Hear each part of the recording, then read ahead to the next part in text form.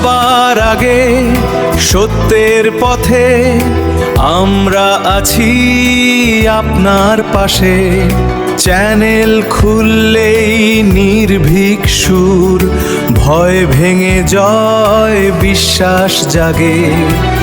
STSP news Bangla, মুহূর্তের খবর, সময়ের প্রতিচ্ছবি।